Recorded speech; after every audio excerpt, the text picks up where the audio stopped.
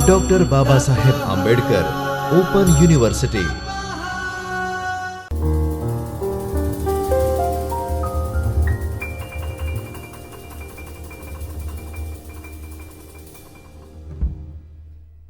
नमस्कार साथियों, doctor Baba Saheb Ambedkar open university से मैं डॉक्टर सुधीर कुमार तिवारी समावेशी शिक्षा SECD 01 के अंतर्गत भाग 2 बालकों के अधिकारों पे जो सम्मेलन 1989 में संपन्न हुआ था उसके संदर्भ में चर्चा करेंगे। सबसे पहले इसकी बात कर लेते हैं अंतर्राष्ट्रीय संगठनों की भूमिका, क्योंकि जो भी सम्मेलन हुए थे अंतर्राष्ट्रीय पटल पर उसके अंतर्गत यूनेस्को भी आते हैं, NGOs आते हैं और कई सारे ऐसे संगठन भी आते हैं जो अपनी भूमिका का निर्वहन बालकों की शिक्षा को उत्कृष्ट तक पहुंचाने के लिए करते हैं। जैसे हम बात करते हैं यूनिसेफ। जैसे सबको पता है यूनिसेफ की स्थापना 1946 ईस्वी में हुई थी, 1946 में, और इसका उद्देश्य था चिल्ड्रन के लिए फंड प्रोवाइड करना, उनकी शिक्षा के लिए, उनके संरक्षण के लिए, उनके हेल्थ के लिए। ऐसे संगठनों के माध्यम से उन्हें क्या करना था, फंड प्रोवाइड करना था। और NGO, जिसकी आजकल बहुत चर्चा चलती है NGO के बारे में कि NGO जो होते हैं, जो सरकारी नहीं होते, नॉन गवर्नमेंटल सेंट्रल होते हैं, और ये क्या करते हैं, सरकार की योजनाओं को उन समुदाय तक पहुंचाने का प्रयास करते हैं जहां तक उनकी पहुंच को सुनिश्चित करना अनिवार्य है। और वैश्विक साझेदारी है जिसमें सरकारें अंतर्राष्ट्रीय संगठनों के माध्यम से टाई अप करती हैं और वहां से वो जो फंड है, वो जो सहयोग है, वह जो मार्गदर्शन है वो प्राप्त करती हैं। यह अंतर्राष्ट्रीय पटल की अगर हम बात करते हैं उसकी यह भूमिका है। अब हम बात करते हैं कि जिस संदर्भ में हम चर्चा करें उसका उद्देश्य क्या है। बालकों के जो अधिकार की बात 1989 में की गई थी, उसका उद्देश्य क्या था? उसका उद्देश्य था सभी मनुष्यों को समानता, स्वतंत्रता और उनके सम्मान की अधिकारों की रक्षा करना, उनके अधिकारों को सुनिश्चित करना, उनके अधिकारों को एक्सेप्ट करना। मानवाधिकार के उल्लंघन ऑलरेडी बताया था। मानवाधिकार के संदर्भ में जो 1948 में हुआ था उसके अंतर्गत में जो भी उल्लंघन करता है उसको रोकने के लिए क्या किया गया था, एक वैश्विक मानक, मतलब एक इंटरनेशनल पॉलिसी बना दी गई थी कि ये रूल है, अगर कोई इसको तोड़ता है तो उसके पनिशमेंट के लिए कौन कौन सी सजा होगी। देशों के बीच मानवाधिकारों के प्रति जागरूकता, इस पे हम फोकस करेंगे। जागरूकता, सारी चीजें धरी की धरी रह जाती हैं अगर कोई जागरूक नहीं है। सरकार ने बहुत सारी योजनाएं चालू की हैं, अगर मनुष्य उन योजनाओं के प्रति जागरूक ही नहीं है तो उन योजनाओं का कोई लाभ नहीं होगा। तो इसका एक यह भी उद्देश्य था कि लोगों को जागरूक किया जाए शिक्षा के प्रति, स्वास्थ्य के प्रति, और भी बहुत सारी चीजें हैं जिनके प्रति क्या करना है, जागरूक करना है। जैसा हम पहले बता चुके हैं, ये सम्मेलन 1989 में हुआ था। इसे CRC भी कहते हैं, convention of right of a child, CRC। यह संयुक्त राष्ट्र महासभा में 22 नवंबर को ऑलरेडी अपनाया गया था, जिसमें राजनीतिक, आर्थिक, सामाजिक, स्वास्थ्य, सांस्कृतिक सभी चीजों को क्या किया गया था, एक्सेप्ट किया गया था, स्थापित किया गया था मानकों के अंतर्गत। और इसमें 196 देशों ने क्या किया था, साइन किए थे, उन्होंने साइन किए थे और इसके जो भी प्रावधान थे उनको एक्सेप्ट किया था और यह माना था कि आज नहीं तो कल हम भी इन सब चीजों को लागू करेंगे। अब पहली चीज ये बात कर लेते हैं CRC के मुख्य सिद्धांत के अंतर्गत ये CRC है क्या। इसमें टोटल कितने आर्टिकल हैं, 56। दो भाग हैं, पहला भाग है जिसमें 1 से लेके 41, 1 से लेके 41 तक है, दूसरे पार्ट में 42 से लेके 56, इसलिए हम कह सकते हैं 1 से लेके 56 तक, 1 से लेके 5 6 तक इसमें आर्टिकल निर्धारित किए गए हैं। अब हम सारे आर्टिकल तो पढ़ने की जरूरत है नहीं, क्योंकि मुख्य आर्टिकल जो है उन पे हम चर्चा करते हैं।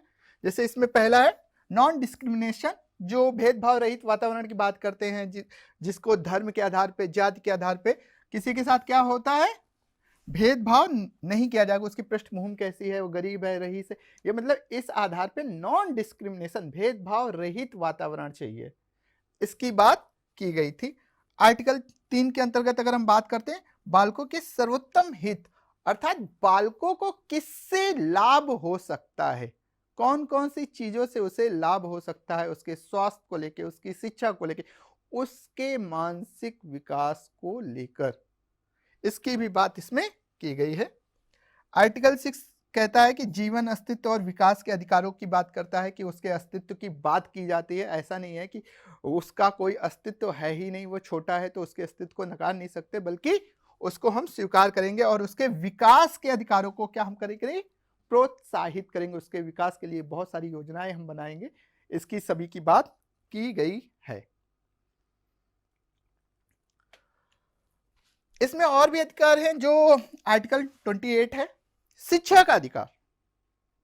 ऑलरेडी हमने पहले भी वीडियो में चर्चा किया था, शिक्षा का अधिकार सबसे एकमात्र रामबाण। अगर किसी को सशक्त बनाना है, किसी का मानसिक डेवलपमेंट करना है, तो क्या एक चीज है, शिक्षा का अधिकार। स्वास्थ्य की देखभाल आर्टिकल 24 में की गई थी। अगर स्वास्थ्य और शिक्षा इन दोनों पे अगर सरकार ठीक से ध्यान दे रही है, तो उस देश की जनता को कोई भी दिक्कत नहीं आने वाली, क्योंकि उनका मानसिक विकास हो चुका है, वह अपने लिए रोजगार का सृजन भी कर सकते हैं, और जो भी समस्याएं आती हैं उनका भी समाधान कर सकते हैं। आर्टिकल 90 बोलता है कि शोषण से सुरक्षा। ऐसा नहीं है कि छोटा बच्चा है तो उसका शोषण किया जाए, इसीलिए भारत में एक योजना है कि 6 से 14 साल तक के बच्चों के लिए क्या है, उसको कार्य नहीं करना है, बाल मजदूरी के अंतर्गत इसे रखा गया है, और उसे कहा गया उसको केवल पढ़ने का अधिकार है, उसको काम नहीं कराया जाएगा। खेल और अवकाश का अधिकार ऑलरेडी हम लोगों ने पढ़ा था, मानवाधिकार के अंतर्गत वही है, वही चीज रिपीट हुई है, जिसके बारे में बात की गई है। इसका मोटा मोटा हम ऐसे समझ सकते हैं, शिक्षा का अधिकार, स्वास्थ्य का अधिकार, शोषण का मतलब है कि उसको पढ़ने के लिए, खेलने के लिए ऑलरेडी वो समय मिलना चाहिए। ऐसा नहीं है कि वो किसी कंपनी में, किसी गैरेज में काम कर रहा है और उसकी शिक्षा की उम्र में वह दूसरे कार्यों में संलग्न है। खेल के लिए, क्योंकि खेल का संबंध उसके मानसिक विकास से भी है। खेल को लेकर बहुत सारी चीजें चल रही हैं। खेल केवल मानसिक विकास ही नहीं, बल्कि आपकी क्या है, साथी आप यहां से बनाते हैं, नेतृत्व की भावना आती है, एक दूसरे को स्वीकार भी करते हैं, एक्सेप्टेंस, और बहुत सारी रणनीतियां भी बनाते, बहुत सारी चीजें आती हैं जिसके अंतर्गत ये सारी चीजों को लिया गया है। बच्चों के अधिकारों की श्रेणियों की अगर हम बात करते हैं, तो नागरिक अधिकार और स्वतंत्रता के अंतर्गत जैसे राष्ट्रीयता है, पारिवारिक संबंध, इनके बारे में बात की गई है कि कैसे कैसी चीजें होनी चाहिए। हानि से सुरक्षा, जैसे उनका शोषण किया जाता है, ऑलरेडी पहले हम बता चुके हैं, पहले आर्टिकल में है, शोषण किया जाता है, उनके साथ कोई गलत कार्य किया जाता है, तस्करी की जाती है, बहुत सारे बच्चे हैं, और मुख्यतः बच्चों में बच्चियां जिनकी तस्करी की जाती है, उन्हें विदेश भेज दिया जाता है या ऐसे कार्यों में संलग्न कर दिया जाता है जो समाज की विधियों में अवांछनीय है और निंदनीय है। शिक्षा, अवकाश और संस्कृति, जिसकी हम बात कर चुके हैं। शिक्षा के लिए उनके लिए एक क्राइटेरिया डिसाइड किया गया है कि अगर इतने साल का बच्चा है तो उसे किसी कारखाने में काम करने की कोई जरूरत नहीं, उसको शिक्षा निःशुल्क मिलेगी। और खेलने का अधिकार, जो उसके मानसिक विकास के लिए सहायक है। मूलभूत आवश्यकताएं, जैसे स्वास्थ्य की बात हम कर ही चुके हैं, स्वास्थ्य, भोजन की बात ऑलरेडी, मिड डे मील जो चलता है भारत सरकार के द्वारा, उसमें क्या है कि बेहतर स्वास्थ्य, अगर खाना अच्छा खाएगा तभी वह सही सोच पाएगा। एक हम लोगों के यहाँ कहावत भी होती है कि भूखे पेट भजन ना होई, मतलब बच्चा भूखा है, आप उसे ज्ञान की बातें करेंगे तो ज्ञान नहीं सीखेगा, बल्कि जब उसका पेट भर जाएगा तब वह ज्ञान की बातें सीखेगा। इसलिए यहाँ पे भोजन की भी व्यवस्था की गई, आश्रय की व्यवस्था, मतलब रहने के लिए व्यवस्था की गई है। सरकारों की भूमिका जिसके अंतर्गत जैसे हम अपने भारतीय उसकी बात करते हैं, उसमें क्या है, सरकारों के अंतर्गत राज्य सरकार एंड सेंट्रल दोनों के बीच में क्या है, क्योंकि शिक्षा एक समवर्ती सूची के अंतर्गत आती है जिसमें दोनों राज्य और केंद्र दोनों मिलकर काम करते हैं। तो इसमें दोनों की भूमिका क्या है, बराबर है, और दोनों की जवाबदेही भी बराबर है। इसमें क्या है, अधिकारों का सम्मान करना, सरकार बच्चे हैं उनके अधिकारों का सम्मान करना, अगर वो जो चीजें मांग रहे हैं, अगर उस शिक्षा का अधिकार है उसे एक्सेप्ट करना, उसको प्रोत्साहित करना। अधिकारों की सुरक्षा प्रदान करना, अगर कोई उन बच्चे को साथ गलत कर रहा है, सपोज मान लेते हैं कोई छोटा बच्चा है उसके साथ कोई गलत कर रहा है, दुर्व्यवहार कर रहा है, उसका शोषण कर रहा है या तस्करी या कुछ ऐसी चीजें कर रहे हैं, तो वहां पे क्या करना, उसे सुरक्षा भी प्रदान करना किसकी जिम्मेदारी है, राज्य सरकार और केंद्र सरकार दोनों की जिम्मेदारी है।